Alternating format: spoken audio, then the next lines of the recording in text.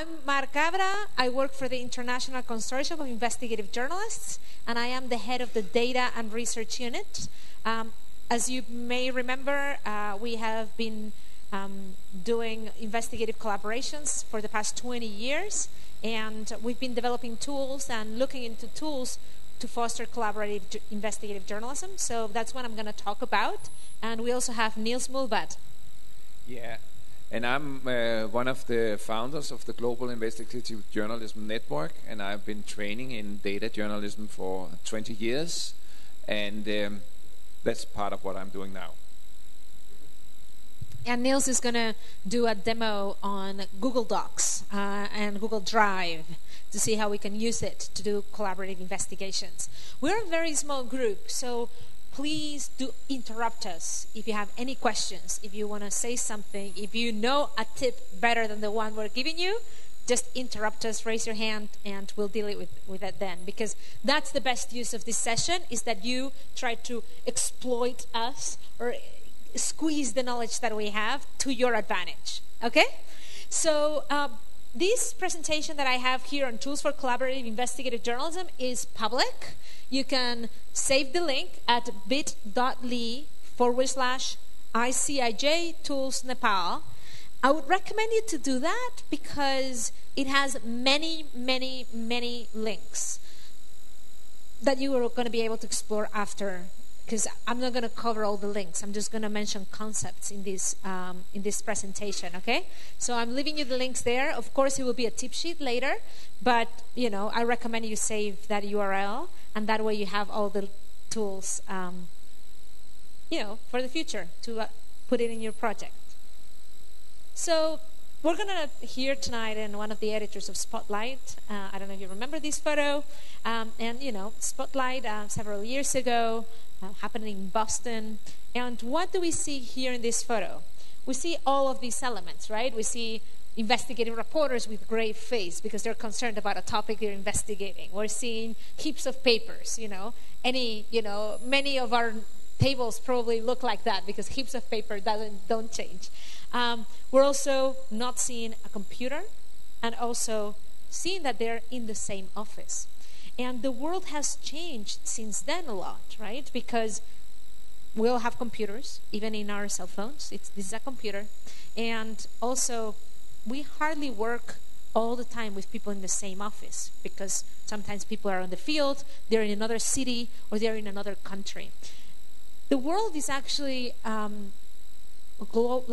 issues that happen in the world are global. And any issue that we investigate normally crosses borders very easily. This is a photo of the British Virgin Island company that the Icelandic Prime Minister had created. So we have somebody in Iceland connected to a British Virgin Islands company connected to an intermediary in Luxembourg that had incorporated the account and the company. So basically, issues cross borders like this. That means that not only our world is electronic and we need to adapt to this, remote world where we have to collaborate, but also it's better if we try to collaborate to investigate all these cross-border issues. So collaboration, and that's why probably you're here, is one of the key aspects of what we do now in investigative journalism. What is the main difference between Spotlight and now, 15 years later? The technology. Technology has evolved to a way that allows us to collaborate in a much better way and in an easier way. So when thinking about what tools to use when you collaborate across borders, or again, with people from other cities, or even people within your newsroom on a project, you need to think about several things. I guess that the main question you need to think about is who is going to be in your collaboration? Who are going to be the users of those tools that you're going to decide to collaborate, okay? This is perhaps some of the most important message right now, that what we are teaching you is mainly not technology, it's approach. So it's the pattern of analyzing and not just this is the right tool, because the tool is depending on the task. Right, so that's why we're going to talk about concepts at the beginning of the session, right? And questions that you need to keep in mind every time you start an investigation that is based on a collaboration, okay? First question, who's going to be in my investigation? Who are going to be the users or the colleagues I'm going to be working with that are going to be using the tools that we decide on to collaborate? And you really need to be very honest about the skills of your team. For example, in the ICIJ, we have a wide spectrum. On one side, we have traditional investigative reporters that are very good with sources, that investigates the president and even brings down the president, that gets stones to talk to them. I'm sure you have people like that in your newsroom. People that are very good with sources but are not very good with technology. And in the ICIJ, we also have on the other side of the spectrum developers, data journalists, tech-savvy people that know how to, code or do things with technology very easily. So every time I choose on a tool for ICIJ, for the investigations, me and my team think, how can we find a tool that caters to both sides of the spectrum? What is your situation if you start a collaboration? Are people in your newsroom or in your team tech-savvy? Then maybe there are certain tools that you'll be able to use. If they're not tech-savvy, maybe you should lower the barrier so that everybody collaborates, because technology is sometimes something that scares people. And you say, we're going to use... No? No, it's always something that scares people. Well, yeah, I was being polite. Thank you. So it's the Spanish not being polite, and being polite, and the Danish not being polite. I'm polite, rude.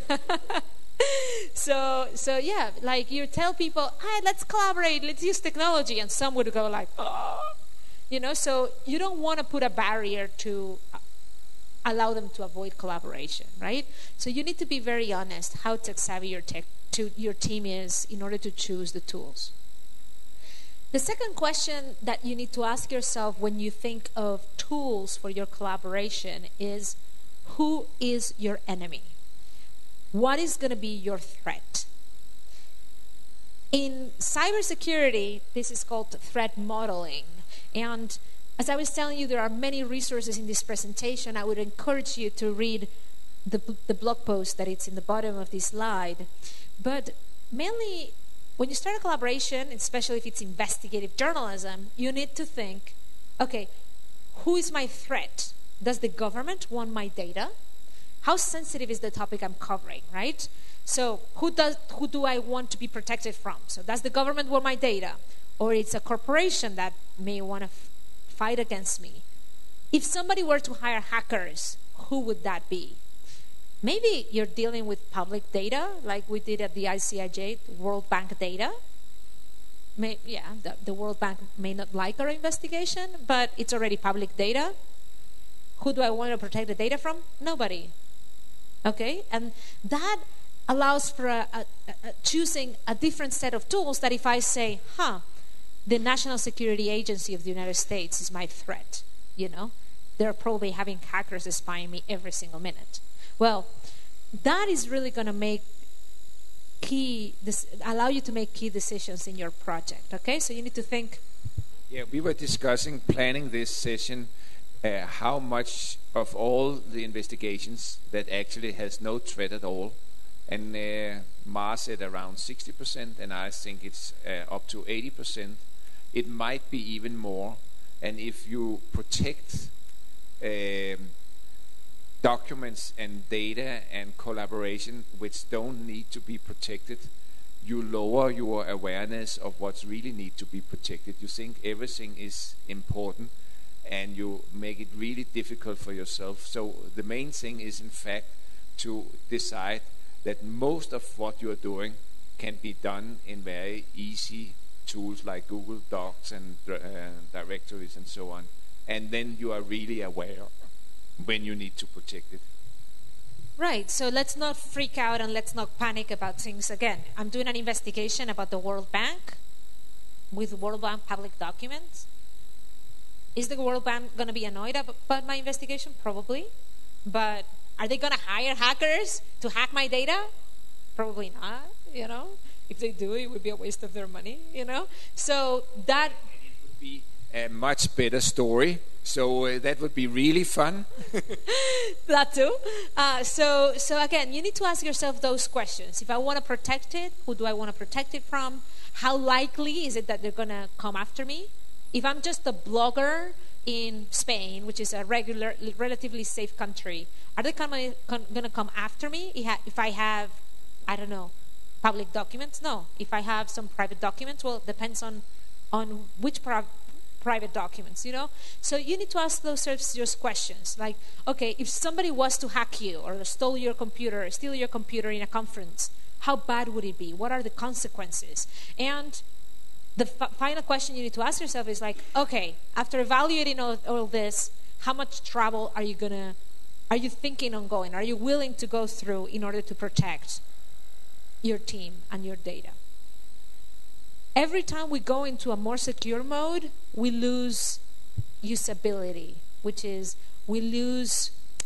it's less easy, not accessible for everyone. And that's why this question that you need to ask yourself, it's very important to ask it at the beginning, because it's going to basically make a different set of teammates for you in your collaboration. And as Niels was saying, you know, I think that 80%, 90% of what we do can be done, for example, in Google Docs, because, you know, the threat of, you know, getting hacked is not that easy.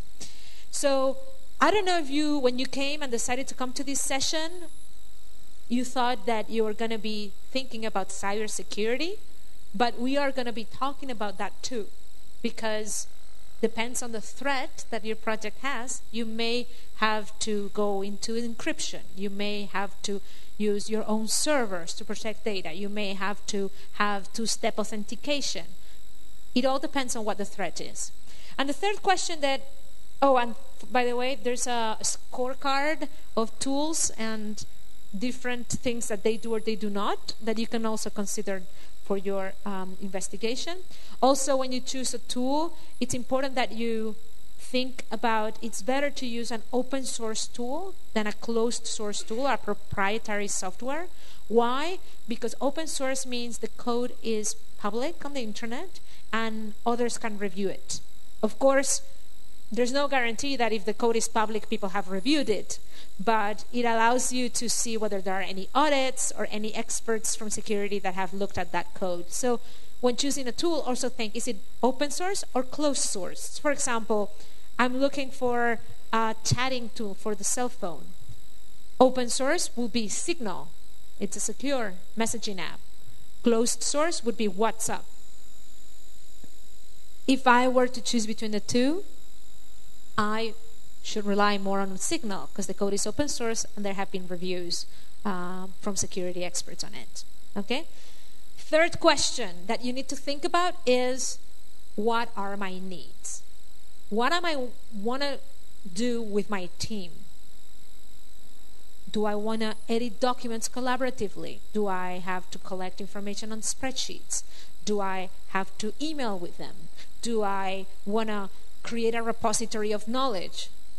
Yeah, and this is also very important because most of all this organization and tools is much too heavy. So the project coordinator puts up a lot of tools that are not used by the team members, and this is really crazy. So can you nail it down to the most important thing that's important for you? And he said a key word, project coordinator. We're here talking about tools, but if you're going to be working on a collaboration, it's important that somebody takes the role of project coordinator and doesn't underestimate the time that would take. I remember my first collaborations with people in Spain that I would be reporter and project coordinator and do data analysis, and it was too much. And rewrite the story and editing. It's like you go crazy and then you end up not doing everything well. So in order for a collaboration to work, it's always good to have somebody with the role of being the policeman, the nice policeman that keeps telling everybody, hey, this is the deadline, let's go this way, or somebody that can be neutral when taking a decision when there's conflict between members of the team. So I think it's also important that you have that in mind. So with that in mind, you wanted to say something else about that? Because if not, I'm going to go into different tools that, would help you do some examples on the thread. So perhaps you also have something to share. But according to my opinions, most of the investigations don't need to be secret. It can be stored in Google Docs during the whole investigations. But something you really need to take care of, and it's secret sources, and they might appear in every project. And it's really bad if it's possible to identify the secret sources by your emails or by phone conversation or by meetings. So the biggest threat to secret sources might be your iPhone. So you might have an rule that you never bring your iPhone with you to meetings, because this is your biggest spy. This is reporting on everything you're doing, and you can't control it. It's very, very easy for everybody to check it. And the other thing is email. I did an investigation once on resistant bacteria, where I got information from some health authorities, and we published the story. And for the government and authorities in Denmark, it was very, very important to try to identify our sources. All the rest were really easy public things that we could share. But they were looking through all emails for all their employees, go back to log files several years to see if there has been just one email between authorities and us. And they went through all the log files of all their data to see if some of them have looked into their databases. So if it's an investigation against a public authority, you can be sure they will use all their power to try to identify the secret sources. So you better work hard to protect them. And that's not data work, it's your approach to how you work with the source. And you also told me when we were talking, Niels, you said, tech will not solve the problem for you. What does that mean? I mean that you see many news media setting up a system for contacting us on a secret way. And I think your approach more should be that you can guarantee that if you have such a story, you will only have contact to one reporter that would report to one editor, because spreading the information is the biggest threat. It's not the software and technology you are using. So it's the structure inside your organization that are important, I think. Right. You also, in collaborations, when forming up teams, you need to think about who would be the weakest links, right? And humans are the weakest links. Every time I talk about the Panama Papers, they ask me about, what are the security measures that you used and what is the technology? And I told them that no matter how much security we put into platforms, the weakest links are going to be our reporters. So it's also very important to think, if that's the weakest link, how could that person be attacked? Is there a risk of physical attack? Is there a risk that this person's house could be raided? Is there a risk that this person is a non-very tech-savvy person and has a file that says password in their desktop? Well, then it doesn't matter if you have strong passwords or whatever, because, if they have the password in the desktop, So you also need to think about that. Okay? And do not forget the human factor. We're here to talk about tools and how technology can help you collaborate, but just having technology is not going to make your investigation happen like this. Okay? In the Panama Papers, technology made it helped us make it happen, but then at the ICIJ we had to do a lot of work, like talking to people, how are you doing? What is it that you found? Why don't you share it? Or like I always describe our work like coaches from a team. I don't know, in my country, we like soccer, football a lot, right? So a soccer coach would say, hey, pass the ball here. No, strategy, and you should keep here, and you should do that. And collaboration is a bit about that, about helping everybody have a little bit of the ball and cheering them up to pass the ball also to others. Okay? So, thinking about the needs, what are... Just jump in and take a question to the audience. And it is, who of you are not using two-step verification in Google? You are not using two-step verification? No, we will see if who are using two-step verification then. Two-step verification means that you set up your Google account, that if you go to your Google account from a new device, you have to sign in with a number code. It's sent to your mobile phone.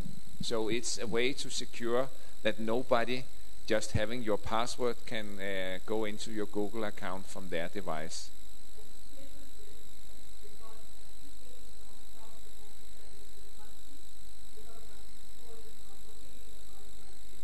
Okay. So you disable it, and what about you? You haven't.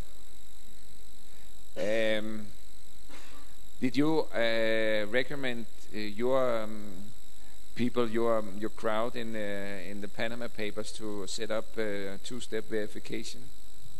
So we actually had two-step authentication in our platforms, and we mentioned it for other possibilities, but it's not that we enforced it in like Gmail or Twitter, for example.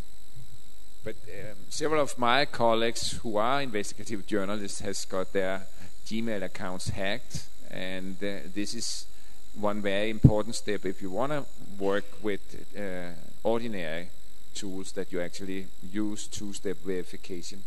And in the handout I have done for this session, which are on the tip sheets for the conference, I link directly to where you put up a guide for two-step verification. It's very easy.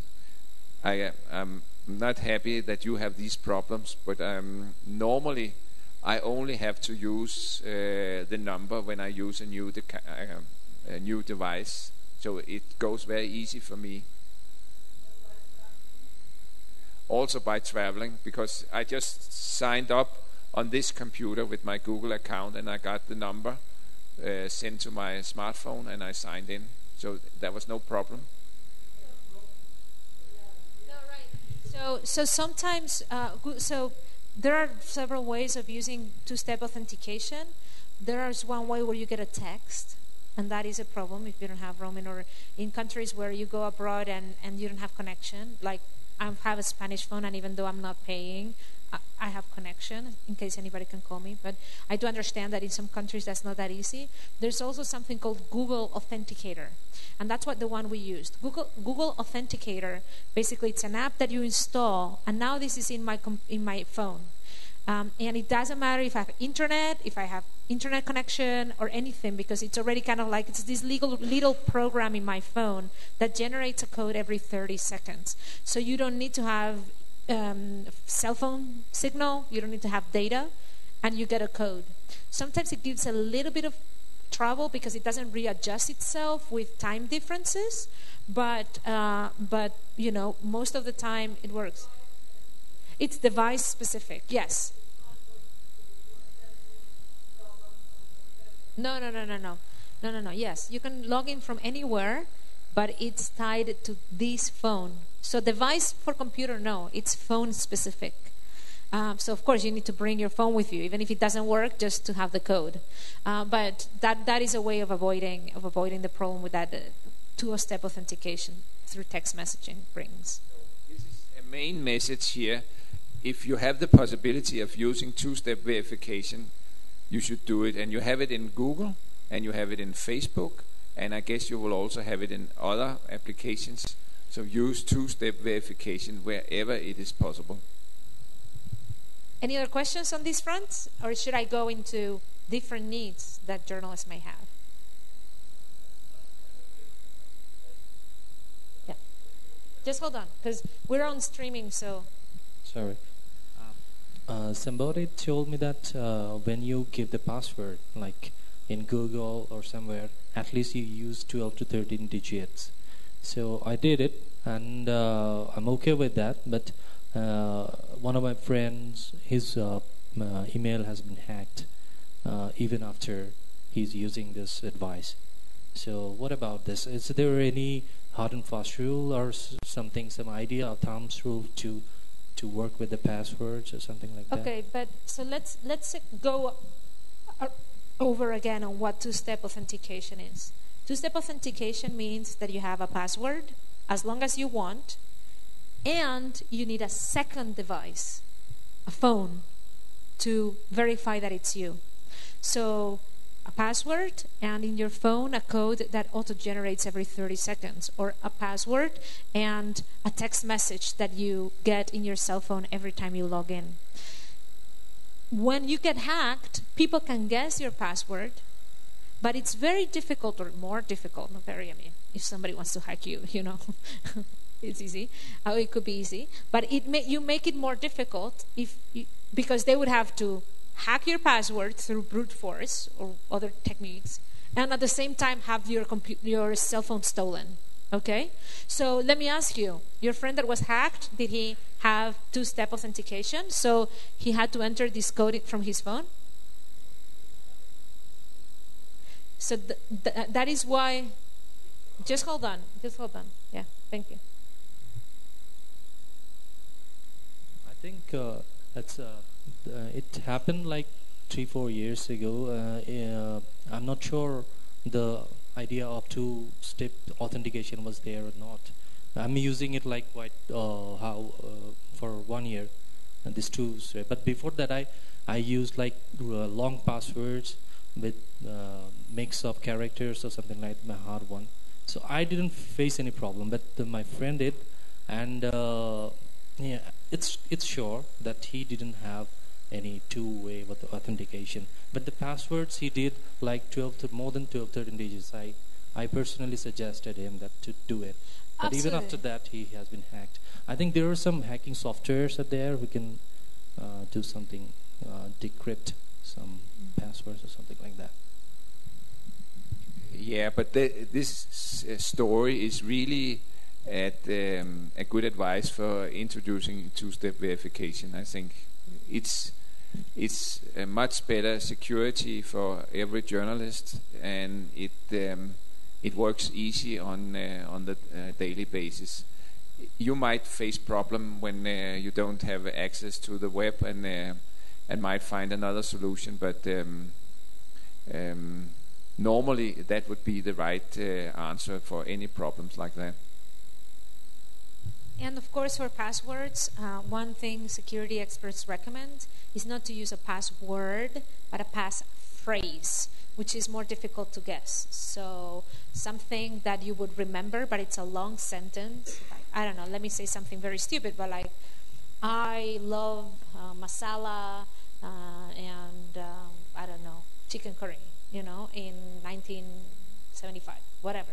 Something that is connected to you that you will remember, but that it's very difficult that a machine understands and guesses, something like that. So it's easier for you to remember, you'll use it, but and it's easier for you to remember than this thing that is like 7G Q. It's very difficult, you know. So that's also something to have in mind. Okay, so what do you think the needs of journalists could be? Number one need when you are collaborating in a team. What would you say it is? I take bets. Trust. Great. Let's try to think. That's very important. And absolutely. But let's try to think in terms of needs of things you want to do. Okay, like what would you want to do with other teammates? If the five of us form a team, what would we want to do to communicate and collaborate among ourselves? Action number one that we would want to take among the team. Pardon? Right, but we would need to communicate about, for example, what is the story, right? How would we want to do that? A platform, or even before that, email. Did you say email? Email is the winner. So the first need is, okay, we have a team and I want to send an email, right, to people. Like, hey, we're all in a team. Let's do this together. Okay? So how can we communicate with email? I mean, we're not here to talk about how to email. We all use email, and you can prefer Gmail, Yahoo, Outlook, your own company's email, Hotmail. I have Hotmail. Pardon? That is chatting, not emailing. Okay? So, but number one thing that you probably will do, number one thing we all do when we meet somebody, send an email. Okay? We're going to go into chatting later. But let's think about email now. So, all of you have your preferred email providers. Okay? However, we need to think about, do we want to talk about it in open email? So, our regular Gmail, for example? Or would we want to talk about it in encrypted email? Okay? So, that man in the photo, you probably all of you remember who he is, Edward Snowden. He revealed the files that connected the NSA to spying of citizens, right? Including journalists. So one of the reasons why he leaked to Glenn Greenwald is because he knew how to use encrypted email. So even if you're going to communicate with your team over open email, like regular Gmail or etc., I do recommend you, if there's one thing that I recommend you to do, is to learn how to use PGP, pretty good privacy. What does that mean? Basically, it's a way to convert your email that says, hello, it was great to meet you in Kathmandu, into a block of text. A block of text similar to this. Why? Because that way Google would not be able to read inside it. That way, if your email gets hacked, people would not be able to read inside it. That way you can get emails from sources that can leak you secretive stuff. So I recommend that if there's one thing you should do is to try to get comfortable with PGP. I've left there a couple of options. For example, Mailvelope is a great tool that is just an add-on that you install in your browser in Chrome or Firefox, and it allows you to create keys, encrypt your communications, and encrypt files without any need for admin rights in your computer. So anybody can do it very easily. If you try PGP and you don't think this is going to work for you, you can always use other encrypted emails service providers like Hashmail, Tutanota, Imperial, ProtonMail.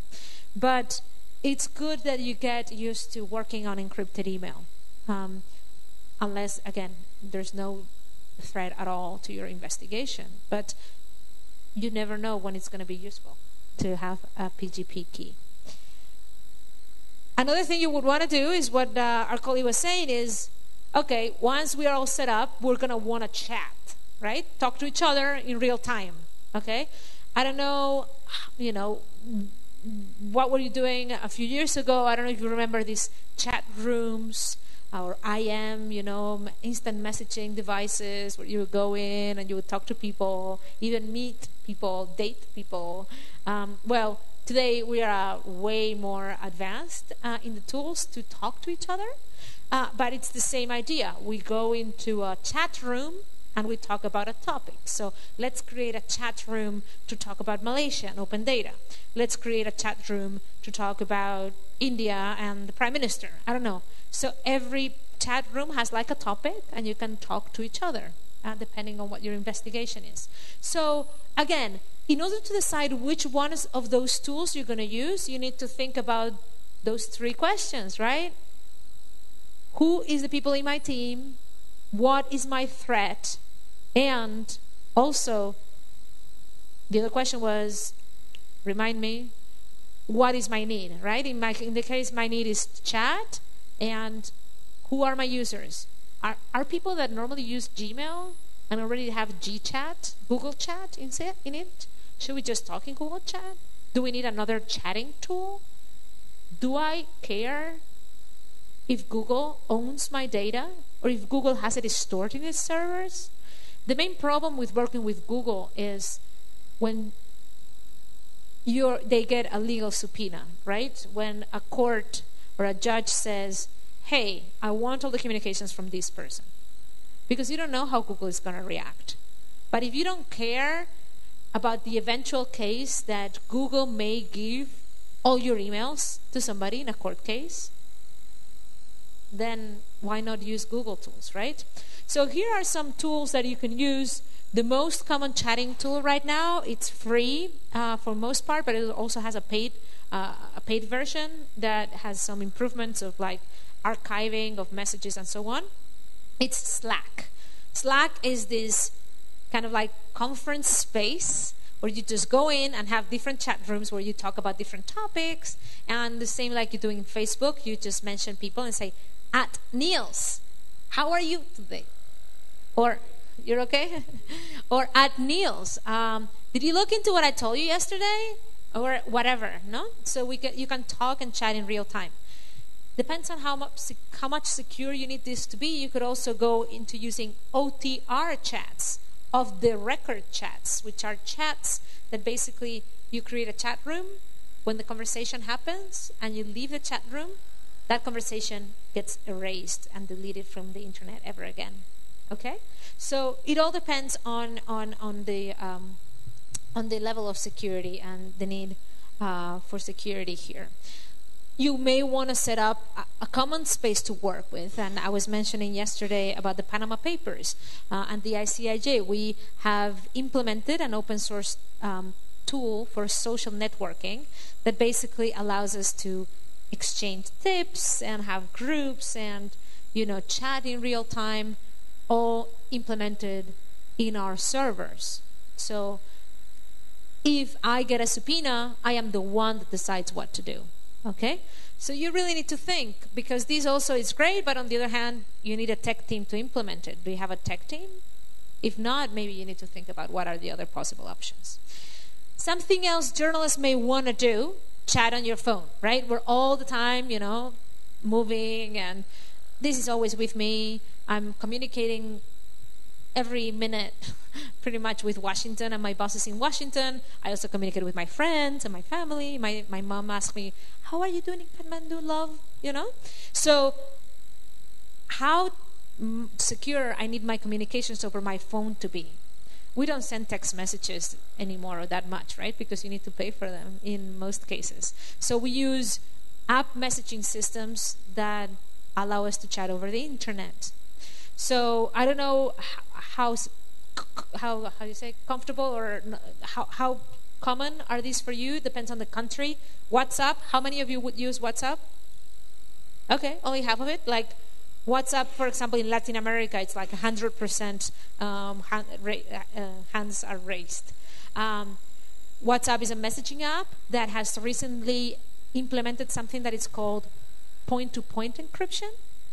Point-to-point encryption means that here is unencrypted, so I can read it.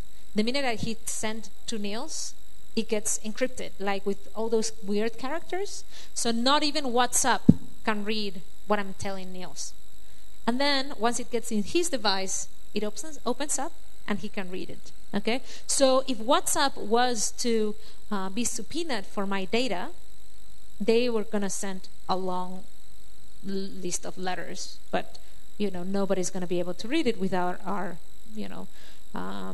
without our keys or our devices. Okay, the other tools are also offering similar options. There's a difference. For example, Signal. Any of you use Signal? So Signal is like WhatsApp, but as I was saying, it's open source.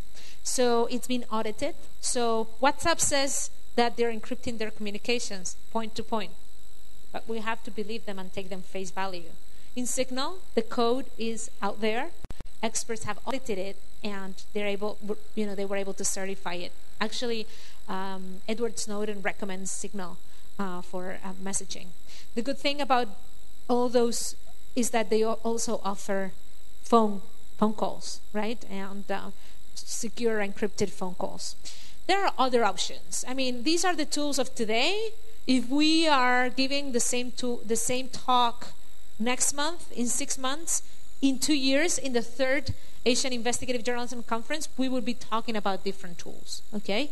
So that's why we made an emphasis at the beginning about trying to focus on thinking and what are the questions that you need asked. These are other tools like Threema, Wicker is a new one, and there's also an option of Telegram. Do any of you use Telegram?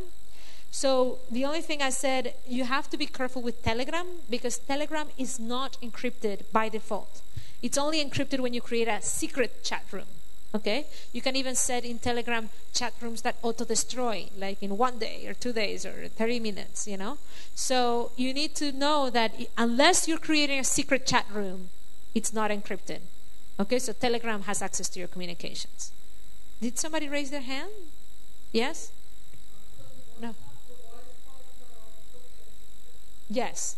In WhatsApp, the voice, that's what they say, and we have to believe them. But yes. But not always. In WhatsApp, it's very important that you look. When you look at the contact, just click on the name of the contact and look at the information and see if it has a lock. Because in some cases, it depends on how updated the WhatsApp version of the other person is. It may not be encrypted. So you just go into the in WhatsApp, in the top that it has the name or the number of the person, go in it, see the file and the details it gives you. There's always a lock and an explanation. Communications will be encrypted. Or if it's like a lock that is unlocked, then not. So you need to be careful because it's not by default either. It may be that the other person has WhatsApp version 2 versions ago and then it's not encrypted. So you want to chat on your phone and then you want to talk, right? Not only with your team when you collaborate, you want to do everything in writing. We're human beings, we need to talk to each other, and sometimes physical meetings are not an option because you're all in different cities, you're all in different countries, you're just traveling. So there are different ways to talk on the internet, and you know, again, it all depends on how secure you need your talks to be, you know.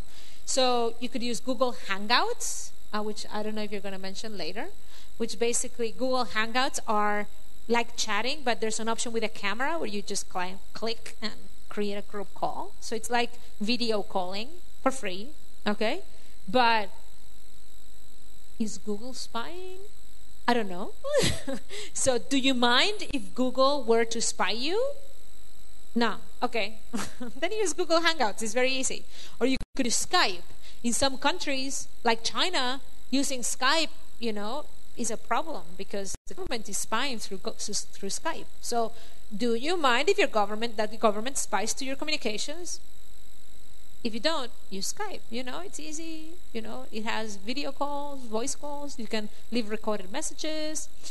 Now, if you do care that, for example, the government spies on you, or that you know, somebody may be spying you or hacking, you know, your communications, maybe you want to use Jitsi. Jitsi Meet is like Google Hangouts, video conferencing, but encrypted.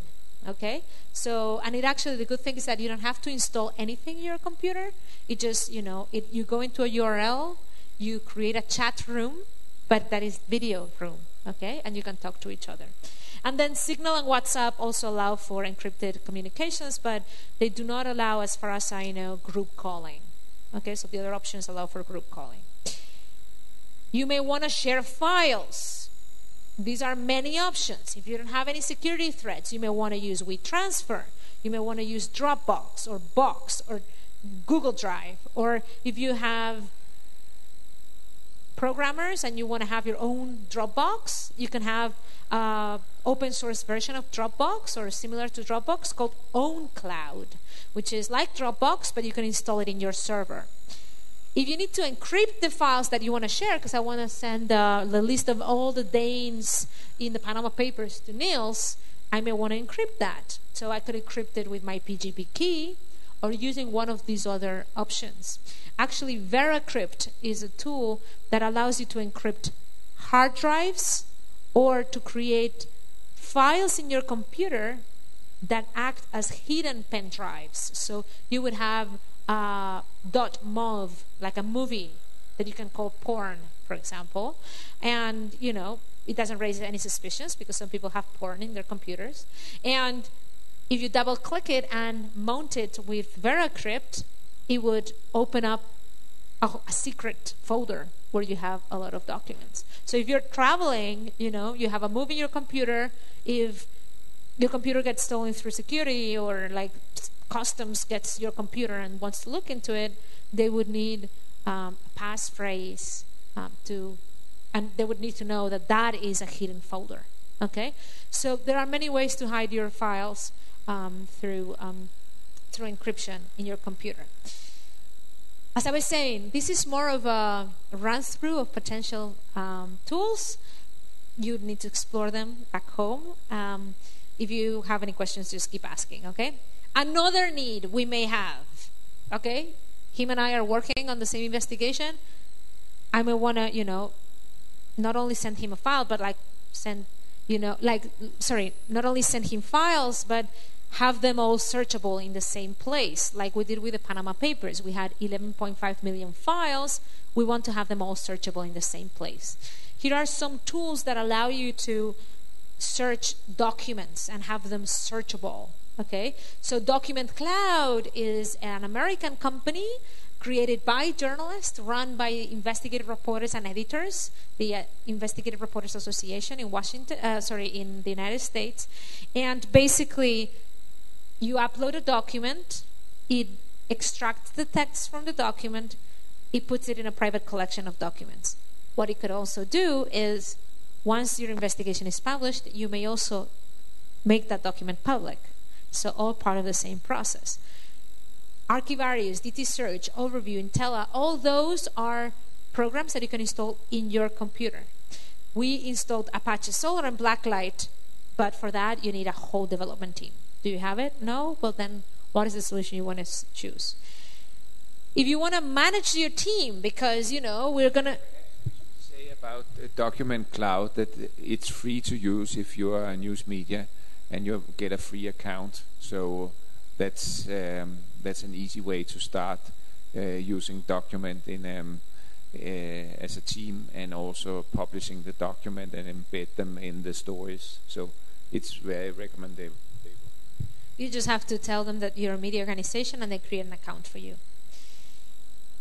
If you're collaborating and, you exchange some emails, set up some deadlines, it may be that you want to track the tasks that everybody has agreed to. So there are different tools like this that allow you to manage teams and say, Neil's committed to researching this, Mari is going to do this by this date. Okay, so they are different. Each of them has, different design, but basically they allow to have different tasks and assign them to people and remind you when the deadline is and send you an alert and things like that. If you're working on code, the most two common code repositories are these two. And I guess that eventually you're going to have, or you're going to want to edit documents together. There are tools here like Confluence or Etherpad, which are solutions that you can install in your own server. Again, you may only want to do that if you don't want or you don't trust Google to share your data if there's a subpoena. EtherCalc, it's for collaborative spreadsheets in your own server. But how much do you care that Google owns your data or has your data?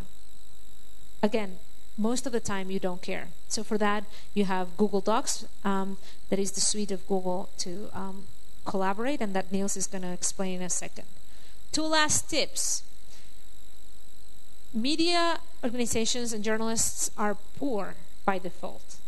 So some of those tools, many of the tools that I mentioned, you can use them for free, but some of them you have to pay. Like Nuix. Nuix is a system that we use for document searching. and that cost thousands of dollars. How is it that we got Nuix? We told them, hey, we're poor journalists, but we're doing great, journalism, and we're going to try to change the world.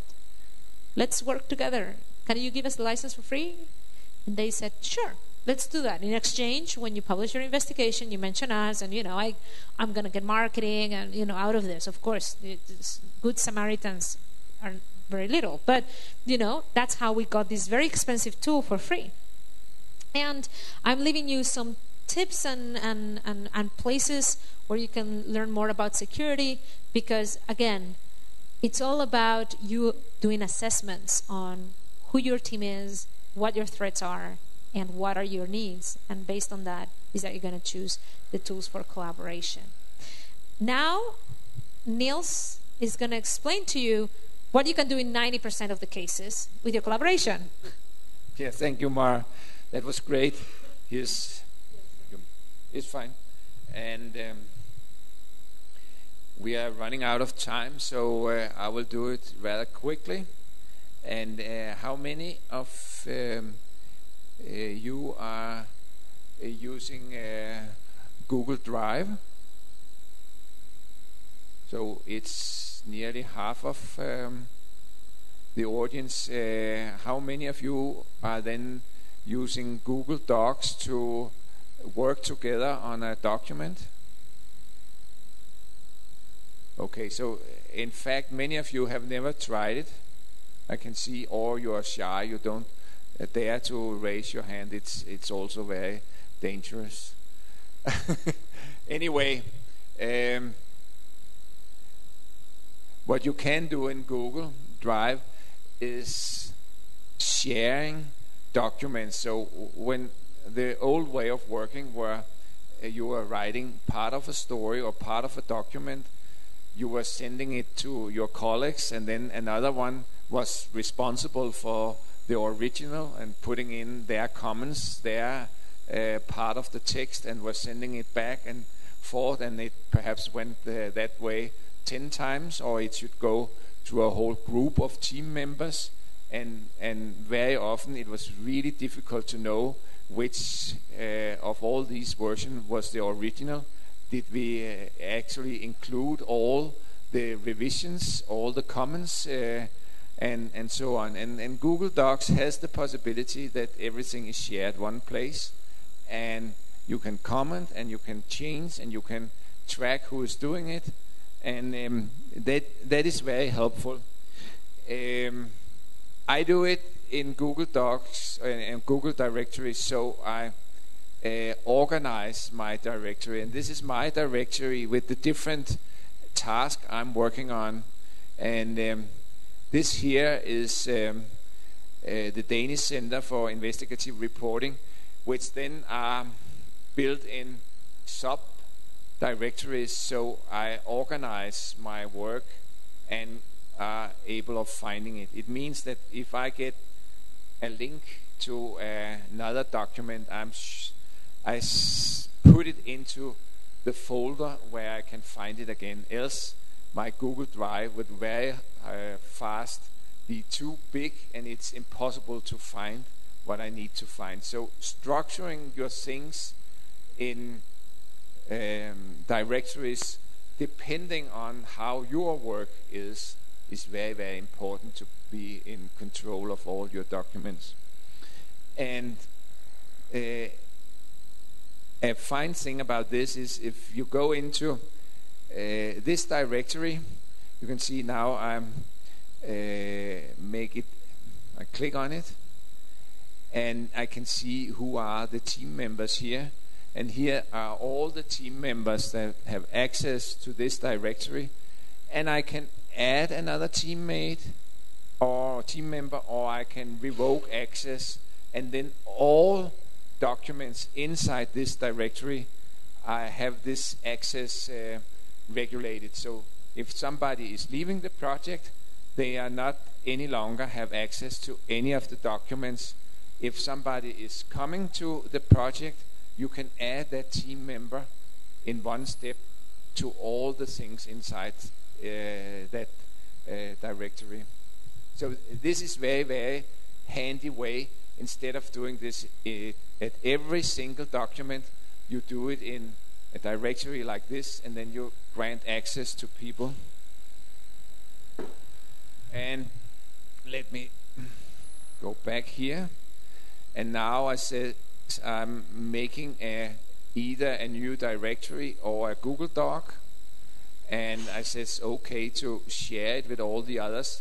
And now I can start typing in here, and all the others will be able to see what I'm typing in this document. And we use it for every kind of thing. We use it also when we conduct training.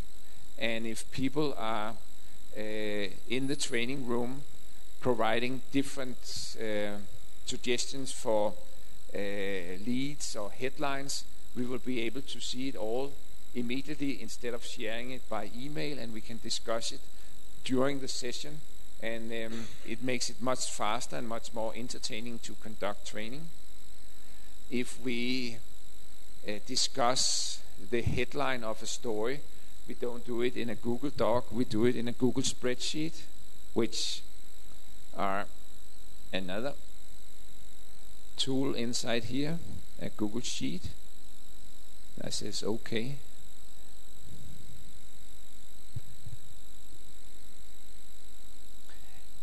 And we force perhaps every team member to write their version, their suggestion for the headline.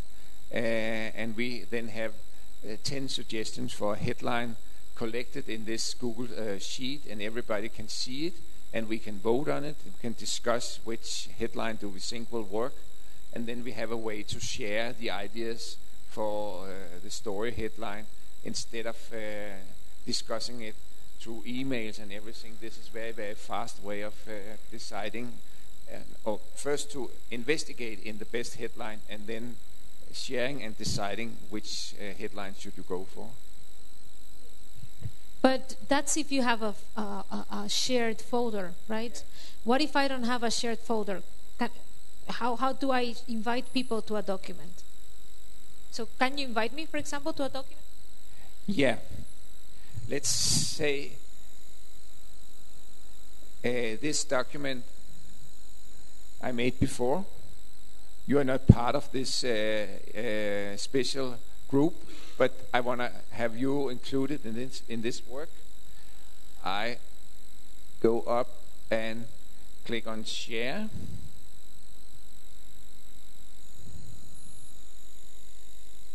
I have to give it a name, so I call it share. And then I can type in the Gmail or the email if you only have an email. So what's your Gmail? Yeah. Oh, you are there already. So it's easy. And now she can edit. I can also, sorry, this is in Danish. I thought I changed my Google account on my own computer, but this is the Google account, my Google account on the organizer's computer. I will erase the password later. But this says that she can edit. This is only commenting, and this is only looking. So you're welcome to edit the document.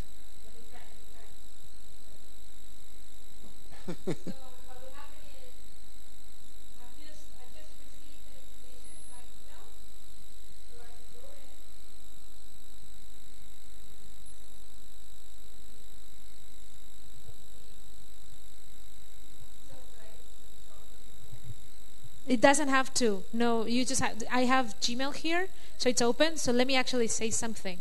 Imagine I'm in another part of the world, okay? Yeah. So Mar is now in Spain, and I am in Kathmandu, and all the other one are working in Denmark on a project there. And Mar want to tell them something they should remember.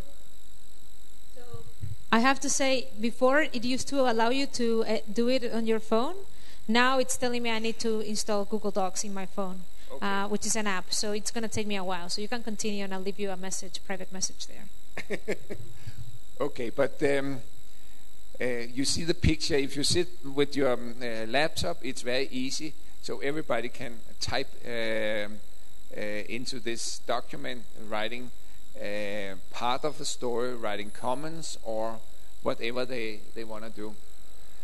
And you save it, and when you then have it in a folder and you're finished with the project, you make a new folder for a new project, and you have a place where you save all your old projects, or you download the things to your computer and delete it because you don't want Google to look at it. So what's in here is something that you should be aware that could be delivered in court cases and everything, so you should not put in secret sources, hidden information and everything. But most of the information we are working with is 60, 80, 90% something that doesn't matter if anybody else see it later on.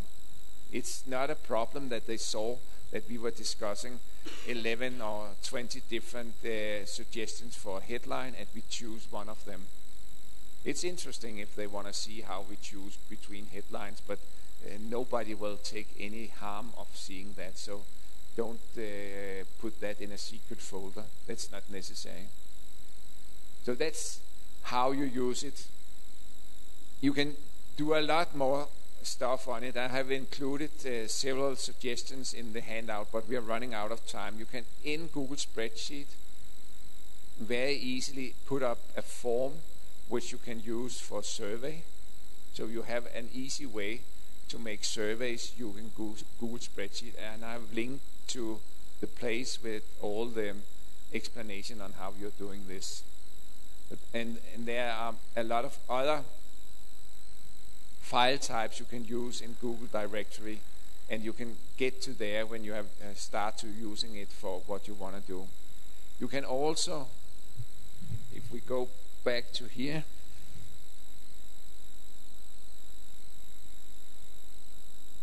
which are the directory with all this, I can say that I want to upload a file.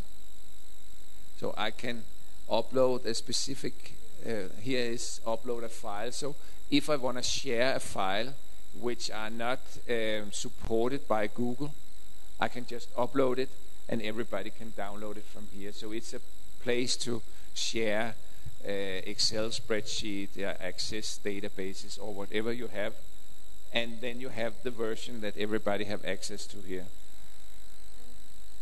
One trick is, if you think it's something sensitive, you can always encrypt it if you have a PGP key, for example, and upload it encrypted.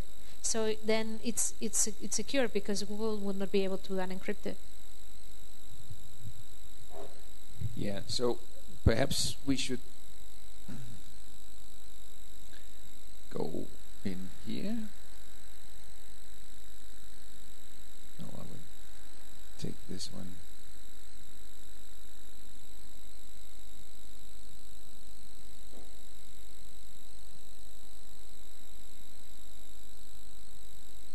On the other hand, you need to see an English text, so I go back and then take this one.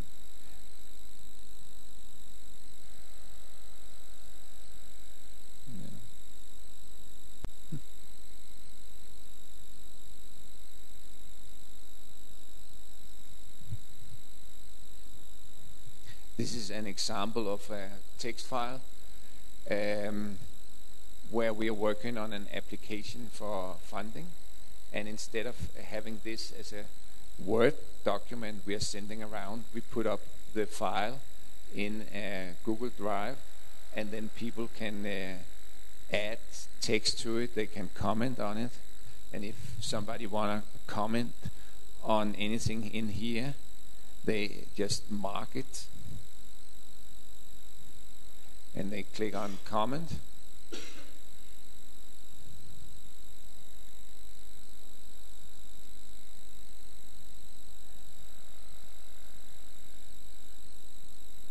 And I get the possibility to add a comment to this document, and people can comment on my comment, and then we can change the text according to what we are discussing, and then it's changed, and we are not sending different Word documents between each other. We have it all saved the same place.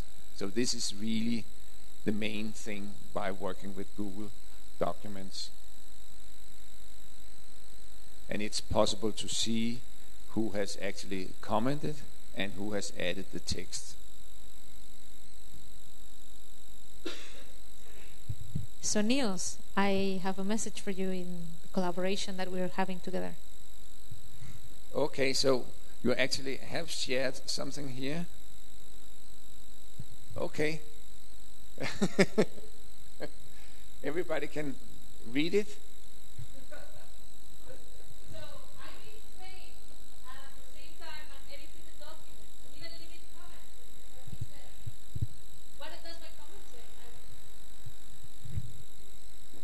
Do you think we should share your comment?